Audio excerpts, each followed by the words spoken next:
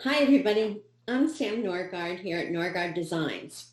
And Lucas of Lucas Learns is with me. Hi, Lucas. Hi, I'm the man behind the camera. I'm gonna be the titular Lucas, who is of Lucas Learns, the newbie to learn alongside you. Yeah, we came up with this idea that once someone gets very advanced in an area, which I've been beating now for several decades, and you start to learn to lose that sight that the beginner's situation is all about. So Lucas is here as a beginner, and we're going to walk you through and teach you our workshop, the Peyote Ring. So Lucas, Yeah, could you talk a little bit about how we're setting up the manual and some of what the overview of it is? sure. After this little intro about ourselves and our story, the rest of the manual is uh, a set of terms to sort of get you started, and sort of like if you don't know anything about beading and we want to speak the same language, here's all the stuff you need to learn. Then later on is the stitch itself and how to do it. And then the project that we're doing is the peyote ring and the instructions for that specifically. Later on, after the project, after the ring, is our creativity page. And that's sort of to get your juices flowing and get your mental ideas going. The ring I've got here in the upper right is our finished product. And it's an achromatic piece. It's just black, white, and shades of gray. But if you were planning to go to the bead store and you want to try it and you want to try something else or something different, that's where you should go to first. Um, and then at the very end, there's a little bit of a lesson that Sam has made on achromatic palette, and then there's a little bit more about like what steps you'd like to take after this. So that's the general overview. Um, and so now we'll look at terminology more specifically. Yeah. I loved showing Lucas something and then letting him interpret it through words. And he came up with this use of the word interlocking. So when we wrote our own definition for peyote, it's a bead stitch where rows are interlocked into the beads of the previous row. So today, we want to add the teaching and learning component of my actually demonstrating this stitch for you. Yeah. But let's return to terminology a little bit. Lucas has added words like drop, rows, column, count, counting rows, and flat. So let's go back to rows. This is the number of beads in a row that will vary according to the design. Each row in peyote stitch is added one at a time to build the piece. If you are working in the round, you would call them rounds, but we're working flat, so we are calling them rows. Yeah, something I wanted to mention when we're talking about peyote today, we're oversimplifying a little bit in that it's peyote stitch, single drop. It's the rows to the number of your finger, and it's going to be 10 columns wide, and it's going to be flat until we can join it into a ring. So that is how a beater would talk about it, and so that's why I gave you these stitch identifiers so you could figure out what we're even looking at, what we're trying to do. Yeah, it'll be wonderful if you spend a little time with the vocabulary and start practicing using it, because it will allow you to communicate really well with us and other beaters. Lucas has an area of construction, and the first term on that is pickup, picking up a bead with the needle from the supply to add to the work.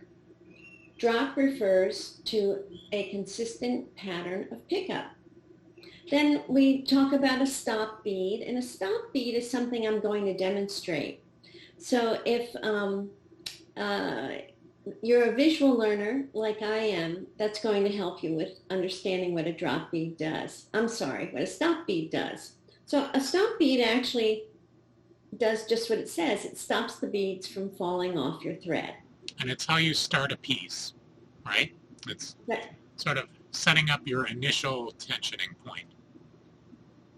Yeah, and we have two terms that I kept hearing when I was first beading, which is arm's length and wingspan.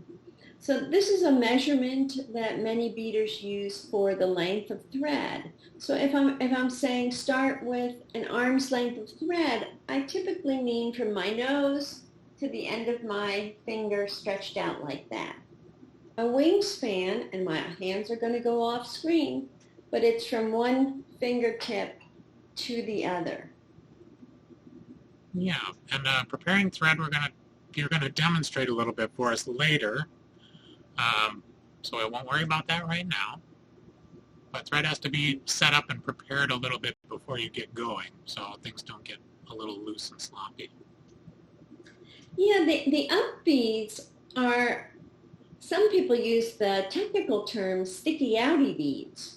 They're the beads that stick out or that are up in terms of extending beyond the body of your woven beadwork. And you'll see me demonstrate that as well. Yeah. Because yeah, go ahead, Lucas. Well, I was going to say, just like Sam's X stitch, you will see her demonstrate that as well. So these are sort of more, if you run into these things and you don't know what they are, here they are for you while you're trying to make your ring. Perfect. Sam, why don't you talk a little bit about what I had termed the gear, or what the toolkit is kind of? Yeah, I love that area. I love the use of your word gear. And so this is what you need. Delicas, it's shorthand for Mayuki delica. And these are seed beads that are very uniform from one bead to another. And they're great for projects where you really need to count on the beads being uniform. They also tile really nicely as they're going together. Delicas are short cylinders. And again, that consistency is what is unique and important to that. Our stop bead is also in gear, and I typically will use a larger bead and one of a very different color than the colors I'm working with, just so I don't accidentally work it into the work or into the piece. Beading needles, you do need to purchase needles that are specific for beading. And we have some information in your gear list that you can go over. Another piece of your setup is thread. And I kind of talk to my students about thinking about the thread as being in two different camps. One is a pierceable thread, and the other is basically a fishing line. And it's nice for you to experiment with different kinds of thread and kind of find what pulls your heartstrings. Over the last several years, I've been using Nymo D on a comb, and this was introduced to me by Kate McKinnon.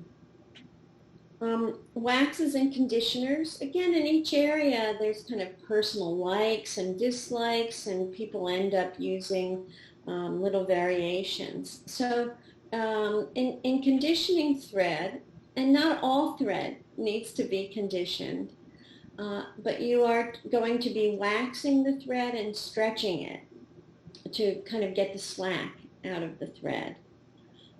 Today I'm going to be using beeswax, which is kind of a traditional wax for working with thread. Many other beaders prefer microcrystalline wax. So again, I suggest that you try different products and see what you like. Your beading mat is what you're going to be working on. You need something that's non-woven and that won't, catch your needles. And you need sharp scissors. Embroidery scissors are great for this. And if you're like, man, I don't want to deal with going and sourcing all these little bits that I need to find in gear, we've got a basic setup that should be available at Norgard Designs. And it's what Sam likes to use as a beading needle, thread, scissors, a mat, conditioner, and a stop beads. Also available on the website is if you want to have a bead pack. If beads aren't local to you or you don't know what you need or whatever, we've got some size 11 delicas in 4 colors, white, black, and 2 grays, that will be available. Other things you'll need for this kit are paper, tape, and ruler. And hopefully you've got those available, but they're not mission critical, I would say. So don't worry about them too much. So now we're going to move on to the stitch itself. Great. And we talked about how it was peyote stitch earlier. So you want to talk to us a little bit about tensioning in your piece? You kind of touched on it earlier. Yeah. Yeah. First, I'd really love to mention that I tell my students that I think I dream in peyote. It is one of my very favorite stitches, and it has a beautiful rhythm to it, which physically I enjoy. It's kind of like a little dance that happens in your hands. And it has it's a very versatile stitch. Today, we're just concentrating on even count flat peyote. But every time you are introduced to a new idea in beading, it's like opening a window and stepping through the window, and all of a sudden you're in a whole new world. Under tension, we call it a mention of tension, and everyone has their own kind of natural tension, but it's something you can think about and you can vary with effort. So if you're using really light tension, the work will be kind of drapey and it'll have a kind of material quality to it. If you use really tight tension and pull after each bead is placed into the work, you'll end up with a form that is more stiff and will hold its form. So tension is used as a way of creating different forms from the same stitch. And I wanted to mention that consistency is generally what you're aiming for throughout the piece. If you're going to be light the whole way through. If you're going to be the heavy way all through, because you don't want one side to be loose and folly party and the other side to be really tight and rigid. So just sort of pay attention to your tensioning and how hard you're tugging after each bead to sort of try and be consistent. Yeah, and Lucas, now I want to give you a compliment. You're such an excellent student, and I want to encourage others who are trying this the first time to do this as well. Is Lucas observes really well. You know, when he did the piece, he would feel it and say, oh, it seems like it has a stiffer area here. And then we discuss, you know, what's happening in the beads. Oh, that's where you had several layers of thread passing through that. Or perhaps it's an area where you were creating tighter tension. So try to be present in the work and observe. I tell my students, be the bead detective. Well, thank you. But so next part is just going to be what the peyote stitch looks like. And I've got the big diagram out here showing the rows and the colors. And then there's the numbers. So the numbers are which bead goes on your thread first. And weird thing about peyote is that the second row is your first bead, and the first row is the second bead, which is counterintuitive, but the rest of them are much more intuitive. You can see the first 2 rows are 1 through 10, and then coming back is 11 through 15, and 16 through 20 is row 4. So you can sort of get an idea of what the piece looks like in color. By choosing these colors, you can get an idea of where the thread goes through these pieces and kind of how you're stitching back and forth.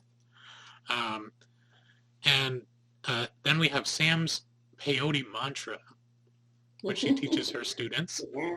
Yes, and I actually have my students say it with me. Pick up a bead, skip a bead, go to the next bead. And if you learn that mantra, it'll help you know where your needle needs to go.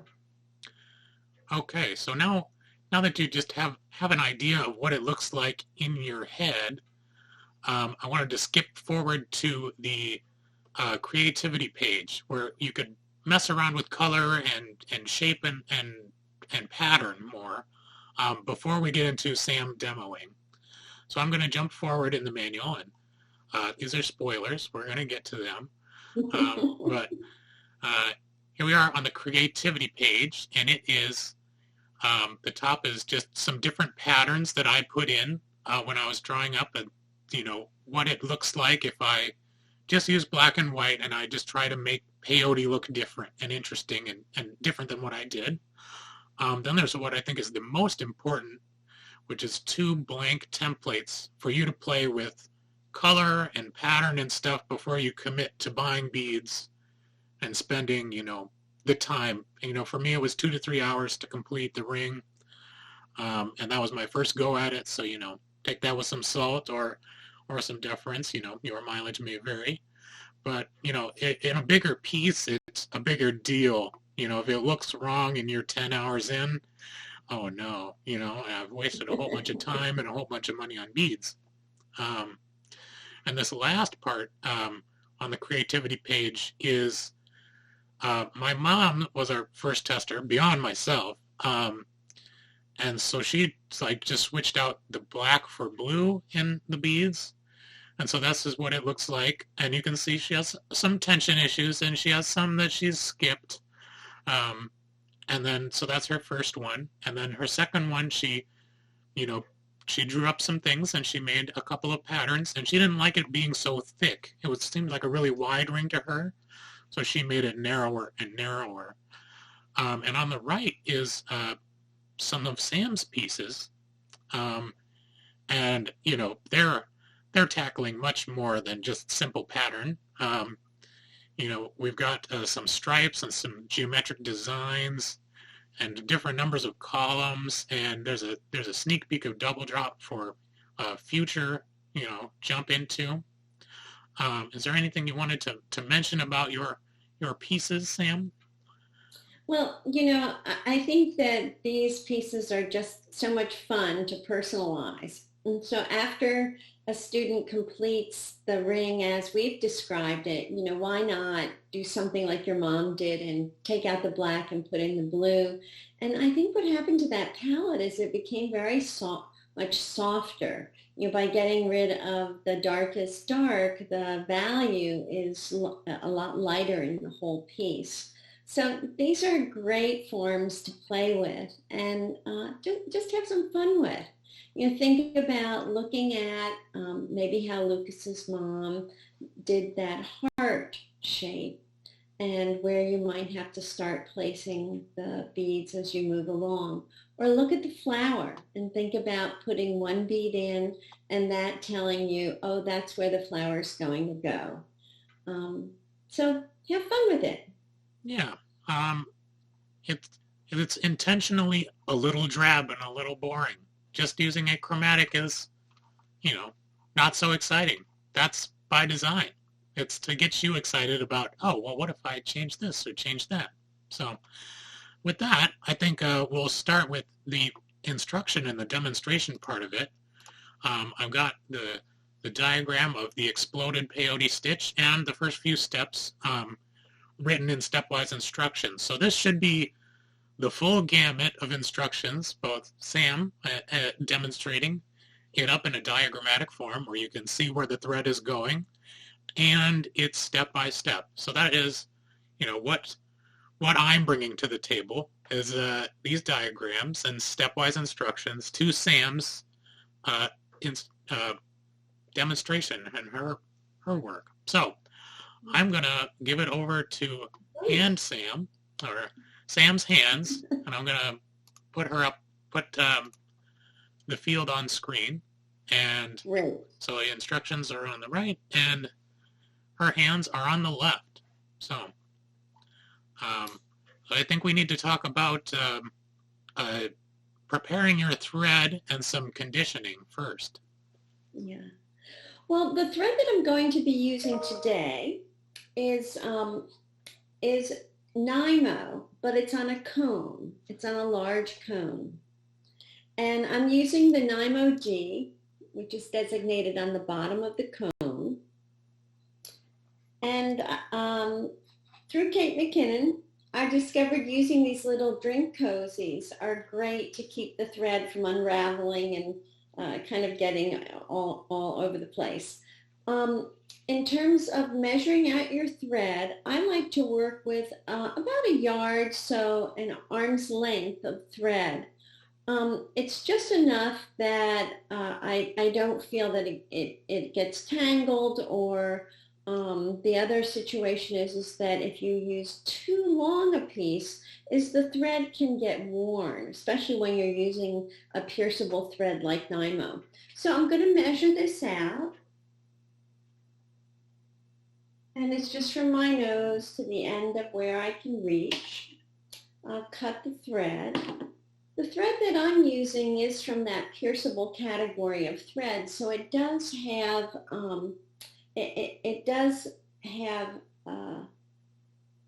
a kind of beginning and an end, and you want the thread end that comes off of the spool to be the end that you put through the needle first, because like your hair, it has grain. The other thing is that you're going to stretch the thread, just going about every 8 or 9 inches and pulling on it to get the slack out of it. I'm still keeping track of what end came off the spool first. Now I'm going to pull it through the wax. So you're just pinching the wax, pinching the thread between your finger and the wax Yes, to get a little bit of wax on it, but not a ton of wax on it, right? that's right. And just then lay it across the beeswax or your microcrystalline wax and pull it through.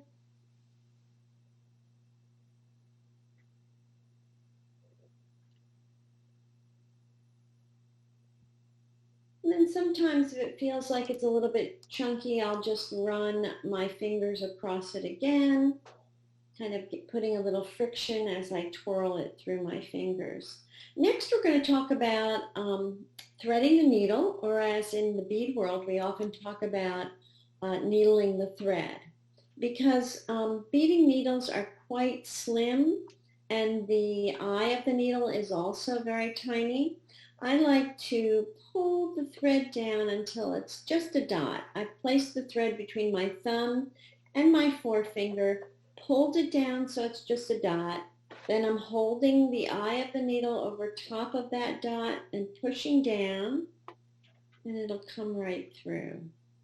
Whenever I demonstrate, that never works, so it must be a good luck day. Okay, so now the next thing we want to do is to place our stop bead, and the stop bead will prevent the beads from falling off the end of the tail. Speaking of the tail, I am going to leave a fairly long tail, 6 or 7 inches, giving me enough that I can thread a needle on it later and weave that back into the piece. So I pick up my stop bead, I pull it down to where I want the tail to start, and then I pass my needle through that bead again in the same direction. If you go in the opposite direction, you'll know right away because the bead will tell you, because it'll fall off the thread. So now we're all set to start. We can set up our palette. I'm going to put my beads on the mat in the order in which my rows occur. So white is number 1, and I also am showing you this nice little tool. It's just called a triangle, and it can make scooping the beads and moving them around the mat a little bit more easily. I think it took me about 5 years to discover that, but it is a really nice handy tool. Next, we'll go with my second color in the palette, which is this silver lined gray.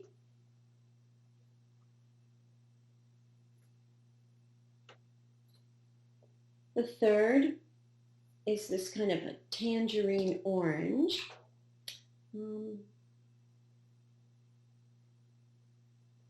I've substituted that just to make the demonstration here a little bit more lively for you, to give you a little bit more variety in this lesson. Now I'm going to place some of the black beads. I don't want to get too off camera. Let's see, I can use my triangle just to move these over a bit. Lucas, does that look like that's on camera all right? Yeah, that looks better than where it was for sure. Okay, great. Uh, a very nice triangle is something that would move stuff fine, but I think something like a, a license or a plastic Mm-hmm. card from your pocket would also work. So for Yeah, those of you roughing it like me, just trying to get by, you don't yeah. have to worry about these nice fancy tools in that regard. Yes, I think I used a business card for, like I said, about the first 5 years of beading, Yeah, and it worked fine. yeah, You can even, curve that business card and it can become a scoop. At some point, I think someone gave me that triangle for a birthday present. So if you know other beaders, mhm. some of these things make great gifts.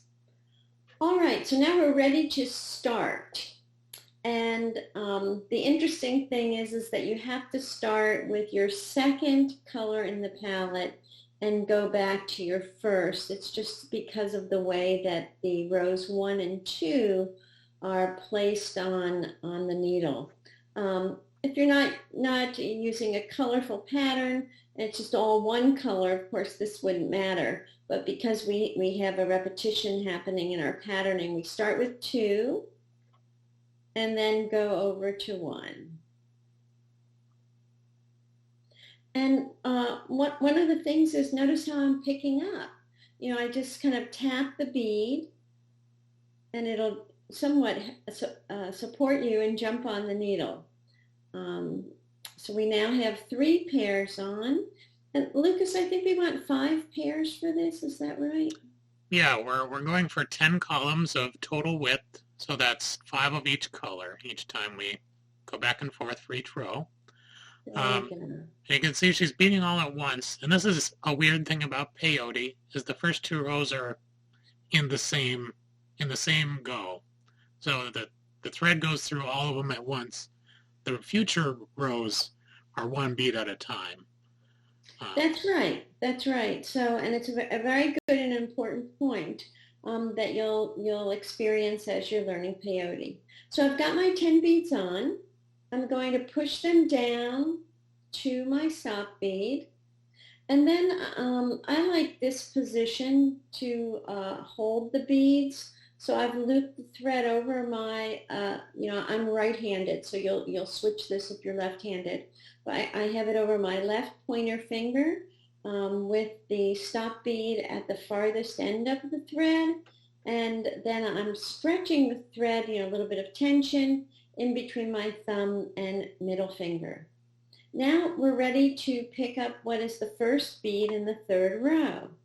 And we're picking up an orange bead in my sample work here. And we'll go through the silver gray bead. yeah, on the diagram, she's picking up bead 11 and then going backwards through 9 towards the beginning. And that diagram should make it nice and easy to see. That's right.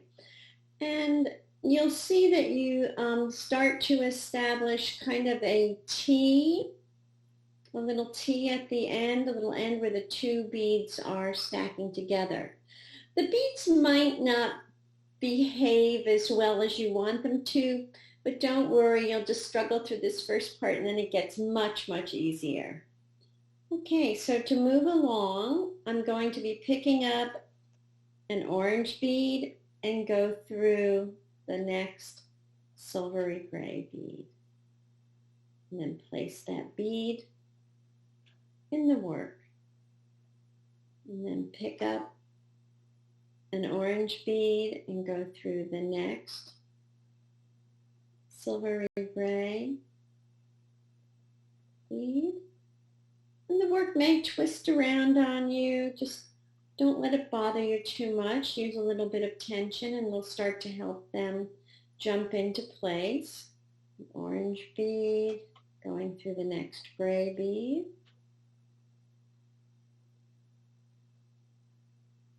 And when I was doing this, it was like flopping around and trying to fall apart on me and all this other stuff, and they're trying to spin in different directions, the pairs. So Mm-hmm.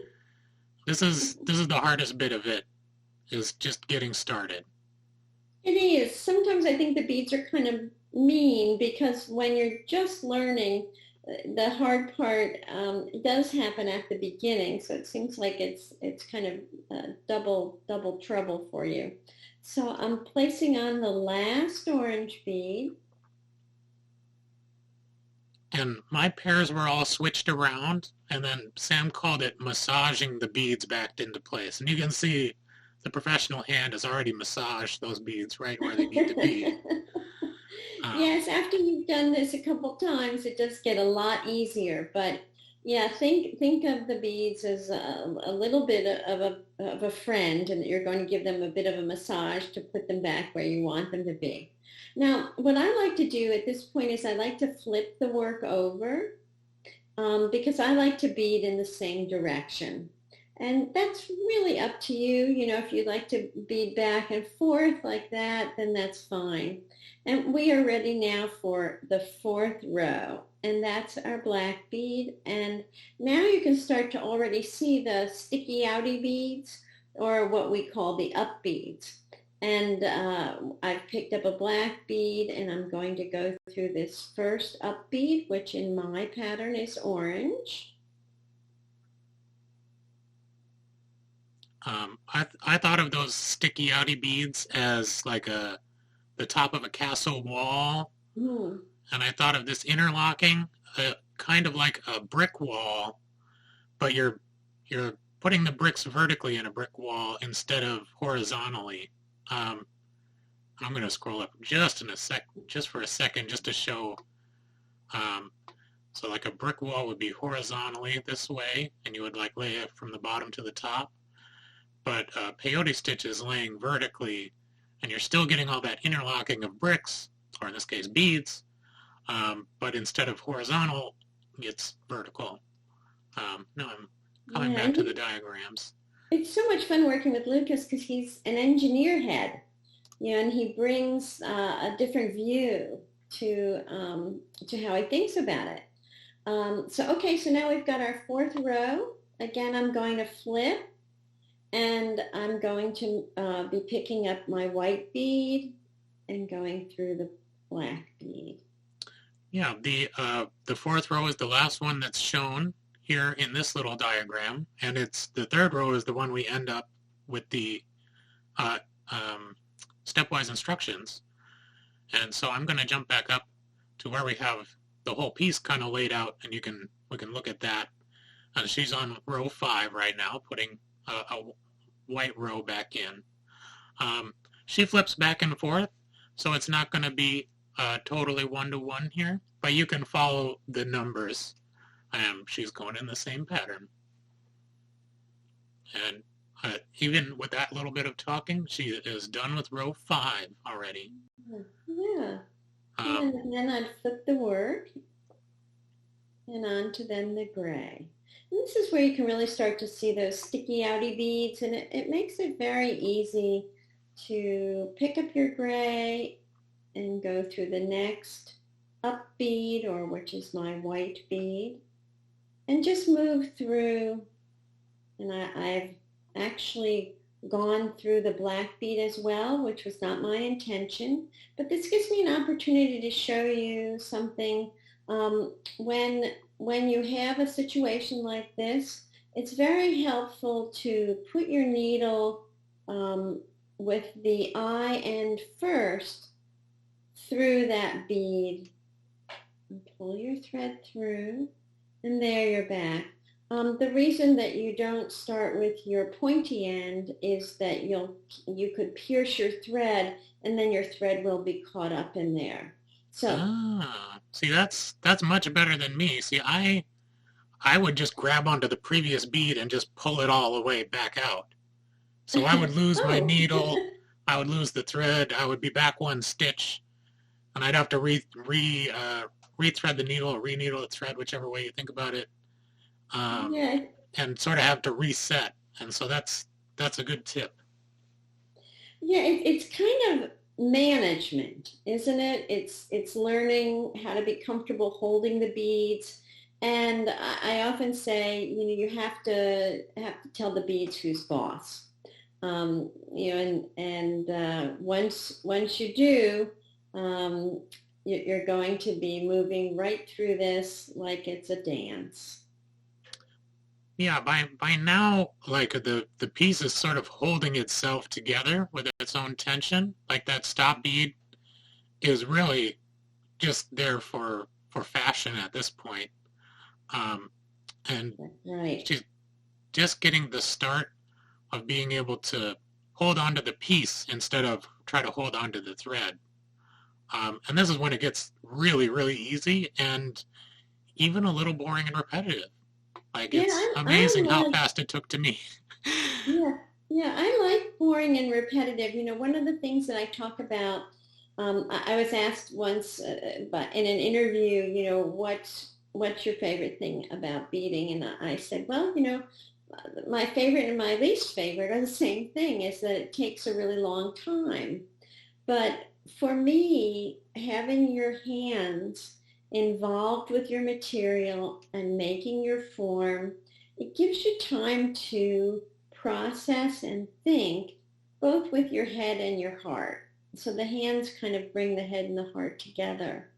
And in doing that, I often find that if I don't push myself to solve a problem that's come up in the work, that solution will just kind of come to me while I'm beading. So it's engaging the artist and or the designer in the materials and moving through a process while you give yourself time to think and feel through the piece. So I have done a little bit of a Martha Stewart thing here, where we're moving along through the piece, and I have, oh, I don't know, looks like a little bit more than an inch done. It's And probably half a ring or so, right? Right about yeah, in the middle of it. yeah, yeah. And what I thought could be helpful to demonstrate is, what do you do when you're running out of thread? So we're going to talk about Sam's X knot, and there are many ways to end a piece of thread, but my way is to weave into the body of the work. So here you see me weaving back through the work, and you're following the path the thread would take. Um, good good craft or technique means that you're not seeing the thread anywhere where it shouldn't be. And once I get into the body of the beadwork, I'm going to identify 5 beads. And much like, for me, it's like looking at the top of a dice. So here's 1, 2, 3, 4, 5. And I'm going to pass my needle back through these 3, over to this one, and then back through these 3. And that's that X that you're making. And then weave forward a little bit and cut your thread. And if you're like, man, that is kind of tough to see, um, I've got the diagram up of Sam's X knot, and here's an X over 5 beads when she's talking about like the top of a dice is 5 pips. Um, and this X is where she's choosing to do two sort of U-turns. Um, so she has turned back into the piece, and she's picked out these 5. So she is going to stitch through 3 diagonally, and then she's going to turn around and stitch through the 3 diagonally again, through these 3, 5, 14, and 17. The first one is 3, 14, and 18. And then going to turn back and continue forward through the piece, just like you would the rest of the thread in the piece. And then she likes to hide the end, not at the end. She likes to hide it in the middle of the beads. That's what she was mentioning. And so in this picture, she's cutting it between beads 12 and 9, which is near the edge, but concealed. Like I was cutting my first one just right on the edge, and you could kind of see a little tuft poking out of that end. Yeah, again, really well observed, Lucas. So yeah, after I've woven forward a little bit, I'm just going to take these small scissors. I like to use just a little bit of tension as I cut.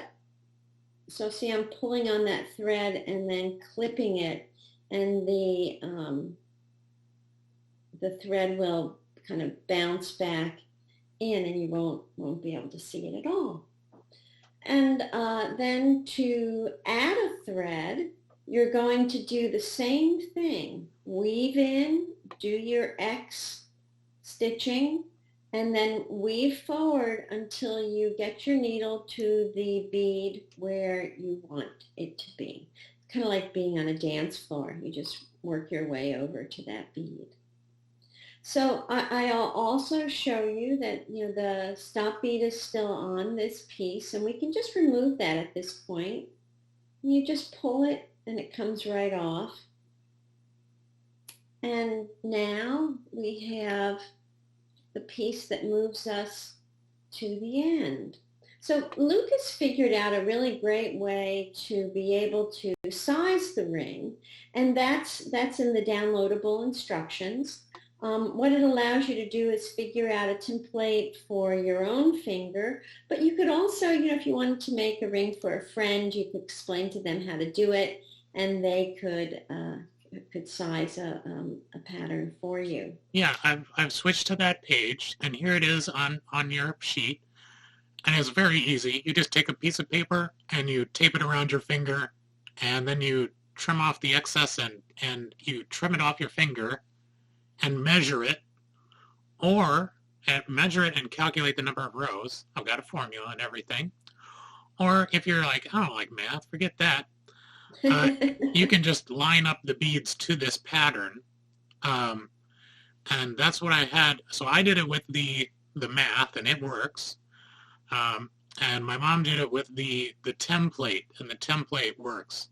And, if it's a little tight or a little loose, you can take off a couple rows or add a couple rows just to, finesse things. And you want to make sure that this fits your finger before you stitch it together.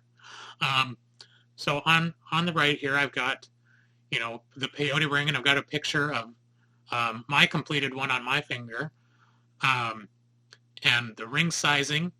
And then for my finger, it's 100 rows. So here's what the body looks like, and you're seeing what it looks like with Sam's piece done.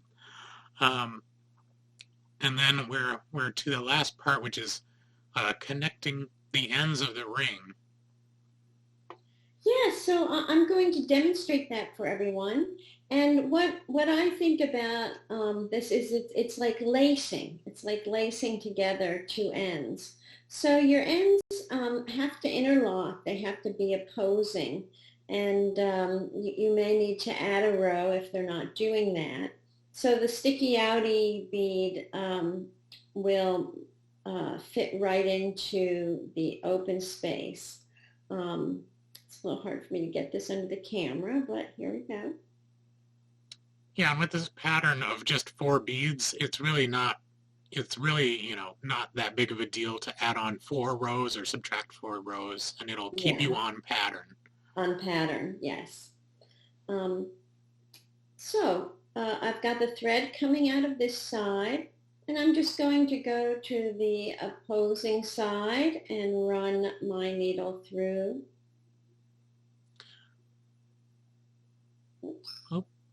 Oops, I read this wrong, Lucas. I'm going to, okay, so we're going to back, another demonstration.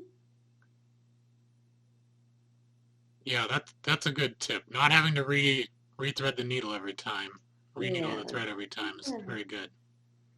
See, I cared enough to do that demo twice. That's important. Now I'll keep in mind which side of the piece it's coming out of. It's coming out of my orange bead here. And we're going to bring it over to the white bead and then back over to the black bead. I'll do a couple of these. There we go, and start, and you pull it. Now it's come together, and we're going to just work our way down. Again, managing that thread so it's out of your way. Now from the white bead on side A, the black bead on side B. It's kind of fun because they sit so beautifully. This is where the delicas have that gorgeous tiling effect, and because they're so uniform, they just interlock. There we go. I love that word, Lucas. I'm so glad you brought it to me. Yeah, it's the lacing is also, you think of your shoes and you're just kind of lacing the two sides together, just going back and forth. Yes. Um, Sam is doing a little speed beading, which is going Yeah. through multiple beads before for pulling The before pulling the tension through. Um, Yeah. but there's it all together. Yeah, and then look at your end and you'll see that you need to complete that end from one side to the other, which will get you your needle facing into the work. And you'll just continue in to make that X knot that we learned minutes ago and clip it, and you'll be finished with your ring. And right now, if you should try it on your finger, and you should make sure it fits the way you want it to fit, because you can delace that one row, but once you put an X knot in there, it's kind of done. It will be a huge pain to kind of back it up. So how does it fit, Sam? It fits great. I love it. Lucas, this has been so much fun to work with you. And thank you for all your contributions to this. And I'm looking forward to doing more of these where we have my view from the, I don't know if I ever feel I'm an expert, but from the advanced beater to the beginner beater. So Yeah. So, is there anything else we wanted to add for our audience? well, I wanted to quickly pass by the creativity page again and get to your little lesson on achromatic palette. Just as a demonstration, we are trying to put a little bit of artistic knowledge into each one of these, and so if you're somebody who really likes our stuff, you'll slowly gain more art knowledge, because that's what Sam's an expert in, and so she's trying to give us more knowledge on art and sort of build up that knowledge as we go along here. This little lesson is on achromatic palette, which is grayscale or black, white, and some grays. Um, and at the very end here is where we think you should progress if you wanted to try something else after this one. Um, and so right now it's a bit of loom beading or a bit of bead embroidery or moving to the peyote bracelet. And there's our contact email if you want to send us a line with some feedback, or if you want to share one of your pieces that you've made. I know Sam really enjoys seeing her students' work. But yeah, I think that's about it. I Great. I hope you learned. I hope you learned what you wanted to learn, and I hope you have fun with it. Yeah, me too. And Lucas, I'm really glad that you pointed out some of that information that we're bringing in terms of design education and knowledge about the bead world. I am an educator, and the first university class I taught was 1975. I think I'm starting to get the hang of it.